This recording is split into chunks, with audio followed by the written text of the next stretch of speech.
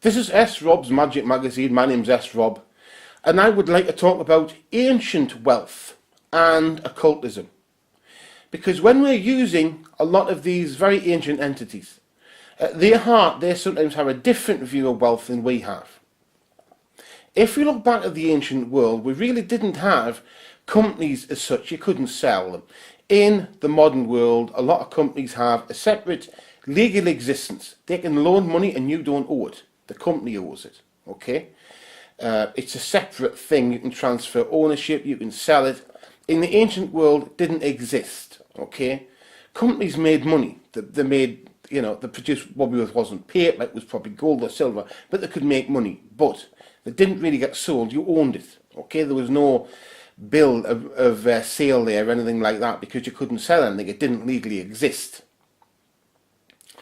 Now, if you look at land, it's a similar sort of thing. Yeah, you had land, but you had land because you sat on it, and that was it, If there was a remote island and no one owned it, and you just went to that island, and you had enough people, then you could become king of that island, and that was it.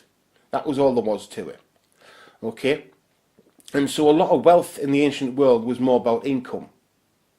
Gold, silver, but land, yes, land was there, but about income. Because if you're a farmer and you want to double your income, at some point you're going to have a problem because you've only got so much land, which means you need to get more land. Maybe buy it, maybe take it, but it's difficult to do. Now, say you were selling cloth. You can double your sale of cloth without any problems. It's a lot easier to do that than it is to double the size of an estate.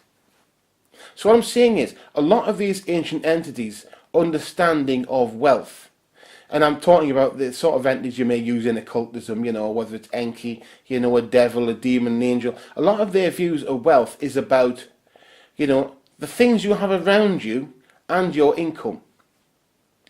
And that means that, you have to express yourself very carefully within rituals. So you could have an abundant life. Say, if you have a great big house, but it's not really worth a lot because of the part of the country or the world it's in. It doesn't matter to them, they just say a great big house.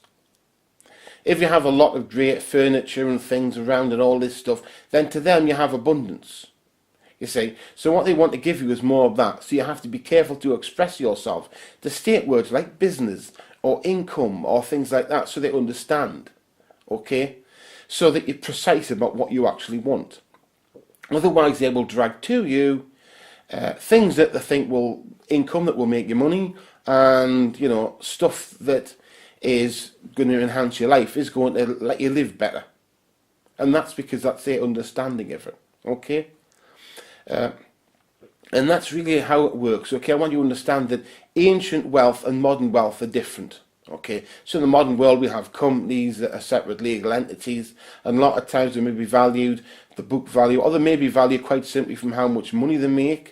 You've got paper assets and all sorts of things. So, if you're going to use occultism and you're going to use it to attract wealth or money, be careful how you state it with these entities, whether they be ancient gods, goddesses, devils, demons, angels. It doesn't matter, okay? That is how they will understand wealth. So you have to make sure that you explain in modern terms enough for them to understand it, okay? My name's S. Rob. This has been S. Rob's Magic Magazine.